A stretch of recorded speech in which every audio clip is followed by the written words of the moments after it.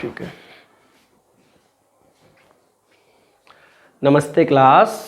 और आज का जो टॉपिक है वो बड़ा इम्पॉर्टेंट है और इसका नाम है हमारा net factor income from abroad, या फिर हिंदी में कहें तो विदेशों से शुद्ध साधन कारक आय। ये हमारा इसका टॉपिक है। ठीक है, तो अब इस टॉपिक को पढ़ने से पहले यहाँ पे इस टॉपिक की जो मेन जान है, जो हमें पूरा पढ़ने वाले हैं, वो ये है। मैं पहले आपको इस टॉपिक की थोड़ी सी खासियत बता दूं। सबसे पहले ये वाला फॉर्मूला जो आपको नेशनल इनकम के प्रैक्टिकल फॉर्मूलों को बनाने में मदद साबित करेगा, तो वो ये चीज़ है। क्या है, इस पर बात करेंगे भी। दूसरा, ये जो टॉपिक है कि आपको जब net factor income from abroad के ऊपर बात करनी होती है, तो मेरे भाई यही एक अकेला क्वेश्चन 3 मार्क्स में भी इससे पहले जो हमारा एग्जाम बोर्ड है वो इस चीज़ को पूछ चुका है कि NFIA क्या होता है, net factor income from abroad क्या होता है। ठीक है, और उसके कंपोनेंट्स क्या होते हैं। ये जो लिखा हुआ ना, ये जो लिखे हुए हैं 3, हिंदी और इंग्लिश में दोनों में लिखे हुए हैं, इस बात को एक्सप्लेन करना, मतलब ये जो बोर्ड पे लिखा हुआ है कुल मिला के ये 3 मार्क्स के लिए भी काम का है। वो अलग बात, आप इसको शॉर्ट में लिख सकते हैं। और ये जो चीज़ लिखी हुई है ये वाली खास तौर पे डोमेस्टिक से नेशनल वाली, ये भी ऐसी है जिसके बिना आप कोई भी फॉर्मूला जनरली ड्राइव नहीं कर सकते, आप कोई फॉर्मूला बना नहीं सकते। तो ये वाले बेसिक जानने ज़रूरी हैं। अब इसको शुरू करते हैं। ठीक है, okay. The topic is net factor income from abroad. अगर डेफिनेशन में बात करूं तो कहता है refers to the difference between, किस किस का डिफरेंस लेना, हमें एक अंतर लेना है। वहां भी वही बात है कि हमें क्या लेना है, एक अंतर लेना है। और अंतर को हम लोग इंग्लिश में जनरली क्या कहते हैं, डिफरेंस कहते हैं। अगर आपको अंतर या डिफरेंस में बात करें तो 2 चीज़ों के ऊपर आप बात करेंगे। जैसे पहला लिखा हुआ इंग्लिश में factor income from abroad minus factor income to abroad. Sir बस यही होता है भाई, यही होता है कि अगर आपको NFIA निकालना, ध्यान रहे हम इस चीज़ को बोलते हैं NFIA, it's net factor, NFIA net factor income from abroad, विदेशों से शुद्ध साधन कारक आय। और इसका एक बहुत जनरल सा फॉर्मूला क्या है कि आपने फैक्टर इनकम फ्रॉम अब्रॉड, जिसको हम इन फ्यूचर क्या बोला करेंगे, फीफा। फीफा क्यों, FIFA, तो आपने फीफा में से माइनस करा फीटा, फैक्टर इनकम टू अब्रॉड। तो इसको आप इस तरीके से भी कह सकते हैं कि व्हाट इज NFIA।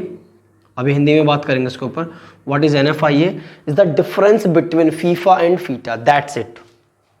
फीफा और फीटा के बीच का जो अंतर है वो क्या है, हमारा NFIA है। ये तो बात हुई इंग्लिश वालों के लिए। अगर इसी चीज को हिंदी में जनरली ड्राइव करना है, इसको जनरली हिंदी में तोड़ना है, तो लिखा हुआ है कि विदेशों से शुद्ध साधन कारक आय का अभिप्राय सामान्य निवासियों द्वारा विदेशों से प्राप्त साधन आय, ठीक है, एवं घरेलू सीमा में गैर निवासियों द्वारा प्राप्त साधन आय के अंतर से है। मतलब समझो आप, मान के चलो कि अगर हम क्या हैं, अपने देश के सामान्य निवासी हैं, जनरल रेजिडेंट हैं इंग्लिश में अगर बात करते हैं, तो अगर हम लोग विदेशों में जाते हैं, वहाँ जाके नौकरी करते हैं और वहाँ से पैसा कमा के अपने भारत देश में लाते हैं, तो उसको कहा जाता है ये वाली बात, या फिर ये वाली बात कि सामान्य निवासी मतलब एक नॉर्मल रेजिडेंट द्वारा विदेशों से प्राप्त साधन है। वो विदेशों में गए, वो अब्रॉड जाते हैं, वहाँ से पैसा कमा के अपने देश में लाते हैं। दूसरी बात, घरेलू सीमा में जो हमारी डोमेस्टिक टर्शरी है, उसमें बहुत सारे लोग ऐसे हैं जो नॉन रेजिडेंट हैं। वो सिर्फ यहाँ कमाने के पर्पस से आए हैं, कुछ टाइम कमाएंगे, फिर उस कमाई को लेके अपने देश में चले जाएंगे। तो इनके जो बीच का डिफरेंस है वो क्या कहलाएगा, हमारा विदेशों से शुद्ध साधन कारक आय, या फिर उसको कहेंगे net factor income from abroad. तो हम लोग भी विदेशियों से कमा के ला रहे हैं, विदेशी भी हमसे कमा के ले जा रहे हैं, और इसी डिफरेंस को कहा जाता है NFIA। और ये जो आना जाना लगा हुआ है, इसकी वजह से NFIA पॉजिटिव भी हो सकता है। पॉजिटिव कब होगा, पॉजिटिव तब होगा अगर इस बात को मैं लिखूं कि जब आपका फीफा ज्यादा होगा किससे, फीटा से। खुद समझो ना कि जब आपका एक सामान्य निवासी विदेशियों से ज्यादा कमा के ला रहा है और विदेशी यहां से कम कमा के लेके जा रहे हैं, तो फिर ये कैसा आएगा, पॉजिटिव आएगा। नेगेटिव कब आएगा, जब आपका फीफा लेस देन होगा किससे, फीटा से। सर ये क्या है, सर जब एक विदेशी बंदा यहाँ से तो कमा के ले गया $500 और हम विदेशों से कमा के लाए मात्र $300, तभी क्या हो सकता है, नेगेटिव हो सकता है। और मेरे भाई ये इक्वल भी हो सकता है कि अगर आपका फीफा किसके इक्वल हो जाए, फीटा के इक्वल हो जाए। ठीक है, तो ये 3 चीजें हैं। क्या हो कि हमारा जो ये NFI है, जो विदेशी शुद्ध साधन कारक आय है, अगर ये पॉजिटिव हो मतलब कि धनात्मक हो, आप इसको इंग्लिश में बात कर सकते हैं, आप धनात्मक की बात कर सकते हैं। धनात्मक का मतलब पॉजिटिव है, ऋणात्मक का मतलब नेगेटिव है, और शून्य सबको पता है जीरो को कहा जाता है। ये कुछ तीनों में से कुछ भी हो सकता है। ठीक है, अगर आपका क्या कहते हैं NFI ये पॉजिटिव है, ठीक है यार कोई बात नहीं, अगर आपका NFI ये पॉजिटिव है तो उस टाइम पे जो आपका gross national product at market price है, इस चीज को भी सिखाया जाएगा। इसके जब ये चैप्टर 2 जो है हमारा, जिसमें हमें मैक्रो इकोनॉमिक्स के बहुत बेसिक्स जानने होते हैं, ये उसका एक क्लास बैठती है। इसके बाद आपको एक्चुअल में बताया जाएगा कि नेशनल इनकम एक्चुअल में क्या है, तो इसको वहां पे पढ़ेंगे। ये हमारा एक एग्रीगेट है, मतलब ये एक ऐसी कंडीशन है जिसके माध्यम से भी आप देश की राष्ट्रीय आय कैलकुलेट कर सकते हैं। इसको पढ़ा जाता है gross national product at market price. ये क्या है इन फ्यूचर सिखाया जाएगा, gross domestic product at market price. ठीक है, जो बच्चे इन चीज़ों को जानते हैं ऑलरेडी, या फिर जो लोग ऐसे देख रहे हैं जिन्होंने पढ़ा हुआ है, या फिर बस कि भाई हम थोड़ा अलग से देख रहे हैं, सिर्फ NFI के बारे में जानना चाहते हैं, उन्हें पता होगा कि जो gross national product at market price. अच्छा, एक बात और ध्यान रहे, आप हिंदी मीडियम से, आप चाहे इंग्लिश मीडियम से, इसको ये परेशान ना हो कि सर इसको हिंदी में क्या बोलेंगे। भाई आप इसको इंग्लिश में ही पढ़ो, आप इसको इंग्लिश में ही पढ़ो, तभी आसान रहेगा।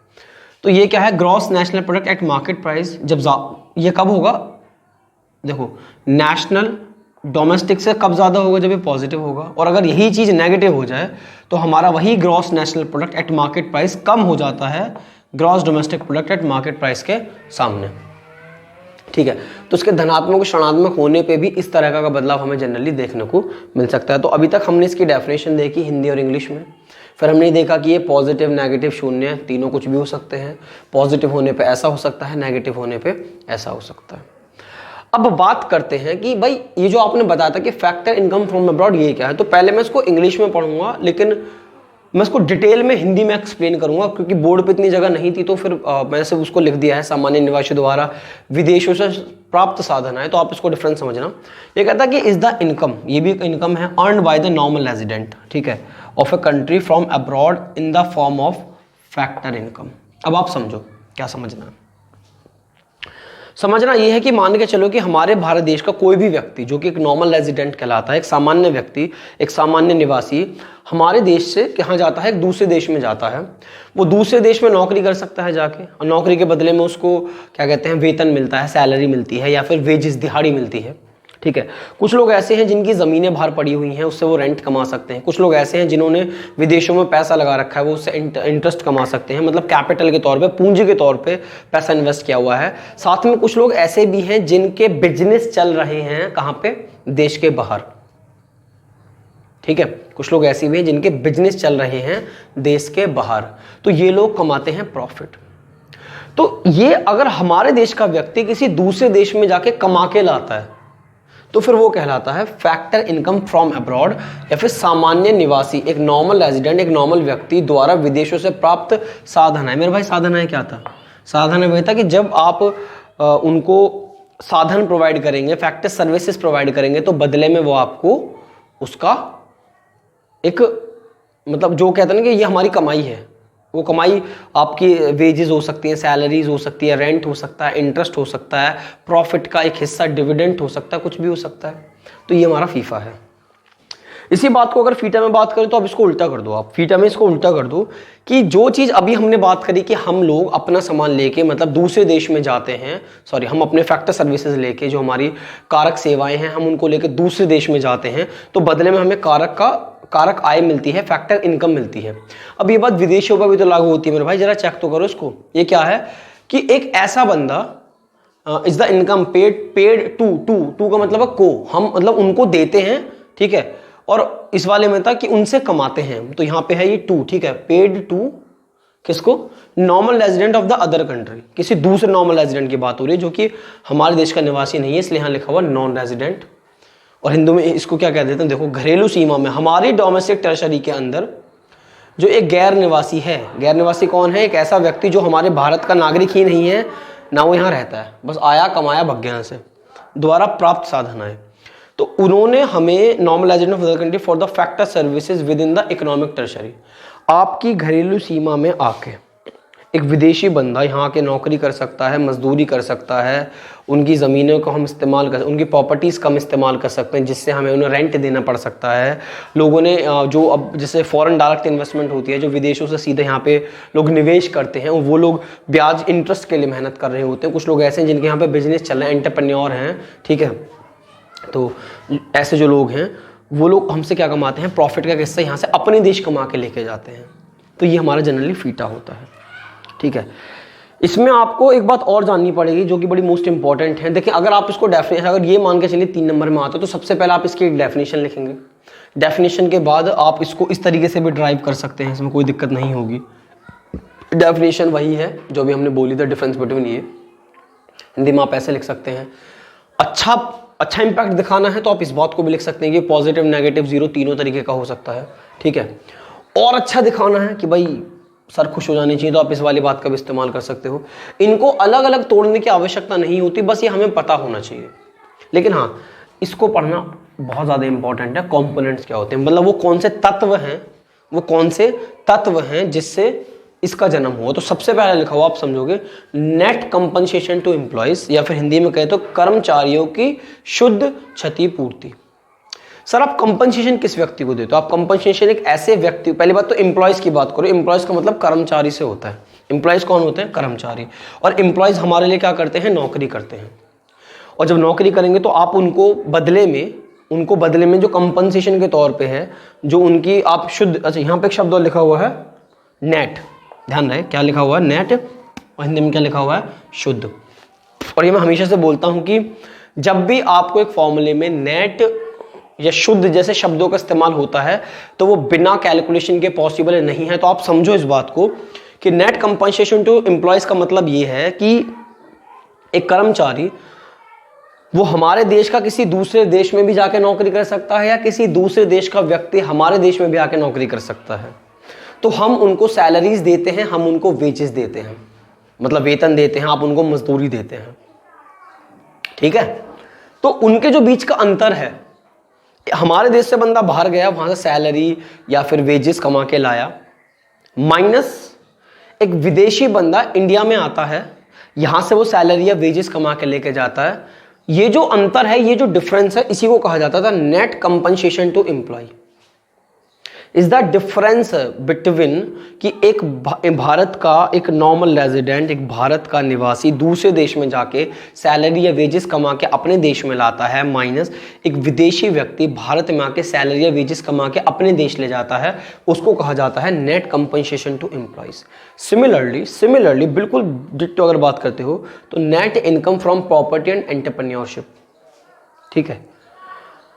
यहां इसको हिंदी में पढ़े तो संपत्ति तथा जो उद्यमिता होती है से प्राप्त शुद्ध आय, यहां भी शब्द लिखा हुआ है नेट। अब जो प्रॉपर्टी है, प्रॉपर्टी पे एक व्यक्ति कमाता है रेंट। अब अगर हमारी मान के चलो, जो हमारे सर रतन टाटा हैं, या जो अंबानी हैं, या फिर जो अडानी हैं, जो ये बहुत देश की एक्चुअल में एक तरह की रीढ़ की हड्डी हैं ये लोग, इनके बिना तो शायद आप ज़्यादा इमेजिन भी नहीं कर सकते ये लोग इतना आपके हमारे लिए कर रहे हैं, ठीक है। अब देखने वाले पॉजिटिवली देखें, ना देखने वाले नेगेटिवली देखें, लेकिन कहीं ना कहीं अर्थव्यवस्था में शायद इनसे बड़ा योगदान शायद ही कोई दे रहा हो, ठीक है। तो एक मिनट, हाँ जी, तो इनसे बड़ा शायद योगदान कोई दे ही ना रहा हो। तो इन लोगों की प्रॉपर्टी विदेशों में भी पड़ी हुई है बेहिसाब। तो ये लोग उन प्रॉपर्टी से अर्जित करते हैं रेंट, किराया वसूलते हैं, ठीक है।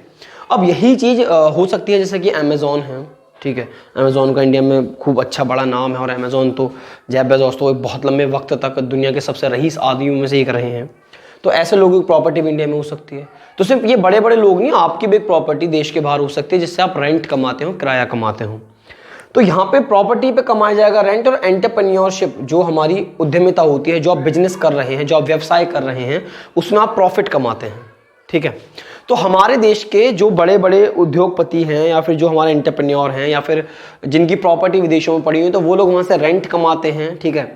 और क्या कहते हैं, इंटरेस्ट कमाते हैं अगर वो इन्वेस्टमेंट करते हैं, प्रॉफिट कमाते हैं, माइनस जो विदेशियों ने भारत की प्रॉपर्टी, भारत में उनकी प्रॉपर्टी तो वो यहाँ से रेंट कमा के लेके जाते हैं, कैपिटल लगा रखे तो वो यहाँ से इंटरेस्ट कमा के लेके जाते हैं, पैसा मतलब बिजनेस कर रखा है तो वो यहाँ से प्रॉफिट कमा के ले जाते हैं। उनके अंतर को कहा जाता है net income from property and entrepreneurship, ठीक है। और तीसरा है इसका लास्ट, नेट रिटेन अर्निंग। ठीक है। विदेशों में निवासी कंपनियों द्वारा शुद्ध प्रतिधारित आय, विदेशों में निवासी कंपनियों द्वारा, विदेशों में देखना, विदेशों में निवासी कंपनियों द्वारा शुद्ध प्रतिधारित आय, ये बात आती है प्रतिधारित आय या फिर रिटेन अर्निंग होती क्या है। अब आप समझो, जब एक कंपनी प्रॉफिट कमा रही होती है तो प्रॉफिट के 3 टुकड़े करती है। सबसे पहला टुकड़ा उनका होता है कि वो लोग सरकार को टैक्स पे करते हैं, जिसको हिंदी में इंग्लिश में कहा जाता है कॉर्पोरेट टैक्स, ठीक है। इसमें कोई हिंदी या इंग्लिश की बात ना करें, ये एक नॉर्मल सी बात है। अब वहाँ पे कॉर्पोरेट टैक्स पे करते हैं। उसके बाद जो पैसा बचता है उसमें जो कंपनी के मालिक होते हैं, जिनको इक्विटी शेयर होल्डर्स कहा जाता है, जनरली तौर पर जो शेयर होल्डर होते हैं कंपनी के, जो मालिक होते हैं, उनको प्रॉफिट के नाम पे डिविडेंड दिया जाता है। और फिर कुछ पैसा ऐसा होता है जहां पे ये लोग उसको सेव करके रख लेते हैं। आप समझो, कॉर्पोरेट टैक्स, डिविडेंड और पैसा बचा लिया। कुछ पैसा ऐसा होता है जो एज अ रिजर्व, ठीक है, हम लोग क्या कहते हैं, अपने लिए इकट्ठा करके रख लेते हैं कि अगर फ्यूचर में कोई आवश्यकता पड़ती है तो हम उस पैसे का इस्तेमाल अपनी बहुत सारी ऐसी ज़रूरतों के लिए कर सकते हैं जो हमें नहीं पता, जिसको आप कंटीजेंट भी कह सकते हो, ठीक है, कि अचानक से कोई खर्चा आया और हमने अपने उस पैसे से निकाल के अपनी गुल्लक में से उस पैसे का इस्तेमाल कर लिया। तो अब एक बात बताओ, कुल मिला के आप इसको सेविंग कह सकते हो, सब छोड़ो, या आप इसमें रिजर्व के लिए पैसा इकट्ठा कर सकते हो, ठीक है। तो लोग जो पैसा कमाते हैं, हमारे देश के लोग भी सेविंग करते होंगे, रिजर्व वगैरह बनाते होंगे, और विदेशी भी बनाते होंगे। तो उनके जो बीच का अंतर है वो क्या है, नेट रिटेन अर्निंग। तो बड़ा मोस्ट इंपॉर्टेंट है, 3 मार्क्स में ऑलरेडी पूछा जा चुका है। ये बात इसमें थोड़ी सी एक्स्ट्रा हो सकती है, आपको ध्यान में रखने वाली बात है। तो हमने ये इतना सारा पढ़ा क्यों? इसको पढ़ने का बहुत सिंपल सा रीजन है कि यदि आपको नेशनल इनकम सिखाते टाइम कहा जाए कि आप घरेलू आय को कैलकुलेट करें, आप डोमेस्टिक इनकम को कह सकते हैं घरेलू आय, और नेशनल इनकम क्या हो सकती है, राष्ट्रीय आय। ये क्या हो सकती है हमारी राष्ट्रीय आय। कोई बात नहीं, बट आप इसको जब भी करेंगे हम यही सजेस्ट करेंगे कि आप इनको क्वेश्चंस को तो इंग्लिश में सीखें, उससे कोई फर्क नहीं पड़ता। कि एक हम खुद एक ऐसा जो शुरू करे बैठे हैं ये कि आप हर तरीके से सीख सकें, तो आपको जैसे, लेकिन इसमें सजेशन ये है कि आप सारे क्वेश्चंस इंग्लिश में ही करें। आप जिस भी बोर्ड से हैं, इंग्लिश बोर्ड तो इंग्लिश बोर्ड से करेगा, लेकिन हिंदी बोर्ड से हम चाहेंगे इसको आप इंग्लिश में करें। तो अगर आपको क्वेश्चन में मान के चलिए घरेलू आय, डोमेस्टिक इनकम गिवन है, और डोमेस्टिक से आपको कैलकुलेट करना है नेशनल, तो आप उसमें net factor income from abroad को जोड़ देंगे। जो विदेशों से शुद्ध साधन कारक आय है, आप उसको उसमें जोड़ देंगे। डोमेस्टिक से नेशनल पे जाने के लिए हमें NFI जोड़ना पड़ता है, और अगर हमें नेशनल गिवन है और हमें डोमेस्टिक पे आना है तो हम उसमें से NFI क्या कर देंगे, माइनस कर देंगे। तो ये इसका वो थर्ड फॉर्मूला था जिसकी आवश्यकता हमें अभी पड़ती रहेगी। इसके बाद हम जब भी कोई भी प्रैक्टिकल क्वेश्चन लगाने की बात करेंगे उसमें। तो दिस इज इट, आप इसको नोट कर सकते हैं, आप जिस भी तरीके से उसको समझना है समझ सकते हैं। बाकी मैं एक छोटी सी एक बात और कहना चाहूँगा जो लोग एंड तक हमें देख रहे हैं उनके लिए, कि हम लोग काम कर रहे हैं कि हम अपनी इस क्वालिटी को कर सकें। प्रॉब्लम ये है कि अपने पास अभी, मैं अपनी पर्सनल बताऊँ तो मेरे पास अभी इतने साधन नहीं हैं। मैं अपने फ़ोन का इस्तेमाल करेंगे, वीडियोज़ को शूट करता हूँ, लाइटिंग वाइटिंग के लिए खर्चा किया हुआ है, बट इतना शायद अभी सफिशिएंट नहीं होगा कि हम लोग अभी इसको बहुत ज़्यादा, कि भाई अलग ही लेवल का है। तो कोशिश जारी है, कोशिश यही रहेगी कि हम कंटेंट बहुत अच्छा दें। बाकी कोशिश रहेगी कि हम इस चीज़ की क्वालिटी में भी इम्प्रूव कर सकें, ठीक है। थंबनेल मैंने बनाना सीख लिया है, तो अगर आपको लगता है कि ये वर्थ इट है तो प्लीज़ इसको आप हमें सब्सक्राइब करें, ठीक है। और अगर आप किसी को शेयर कर सकते हैं कि ऐसा बच्चा जो 11वीं और 12वीं में है और जो जूझ रहा है कि उन्हें हिंदी में नहीं पढ़ाने वाला मिल रहा है, क्योंकि इंग्लिश में तो शायद बहुत सारे टीचर्स हैं बट ऐसे पढ़ाने वाले शायद बहुत कम लोग हैं, तो आप ऐसे बच्चों को उसको प्लीज़ शेयर करें, ठीक है। ओके, तो थैंक यू।